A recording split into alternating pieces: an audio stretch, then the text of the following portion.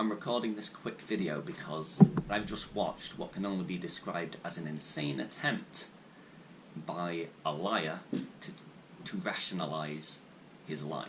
It seems to be occurring more and more recently, this trying to rationalize the lie's standpoint. And it's in response to the fact that people are actually waking up and seeing what's going on, and it's got the liars of the world, the propagandist machine. It's got all of that in a little bit of a tizwas, if you like.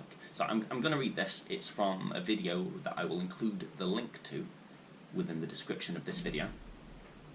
And if you want to hear the specific statement, you can skip to 2 minutes and 50 seconds in. And here's what Representative Eric Swalwell, I hope I'm pronouncing that right. Actually, I don't care. Here's what he said. I'm comparing the words of an individual who would incite and radicalize somebody. This is in response to being asked.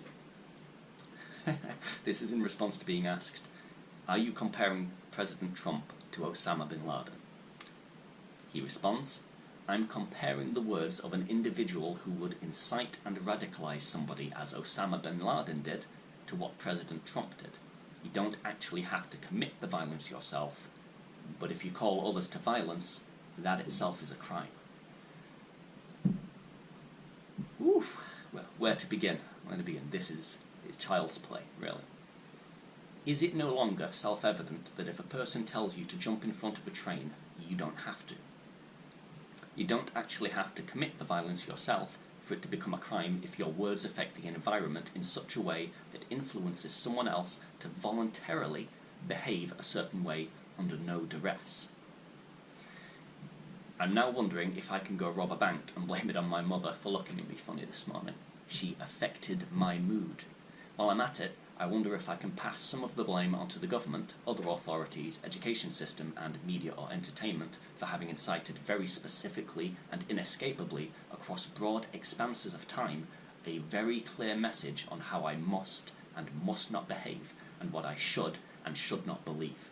Or is this a game of selectively pass the blame onto select sources of verbal incitement and disregard all longer-standing sources with greater means of influence over the masses over broader expanses of time?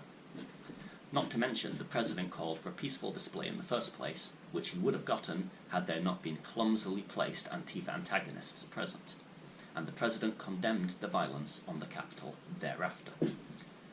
Do not think for a second people are stupid enough to let you away with comparing words spoken within a calm and respectful presidential support rally within a free country still, to those spoken or enforced at penalty of death within dictatorial, intolerant regimes. The more you try to explain away a lie rationally, the more absurdly incomprehensible it presents itself. Stick to throwing around purposefully ambiguous insults like Nazi, because it makes it more difficult to point out exactly where your lies are wrong.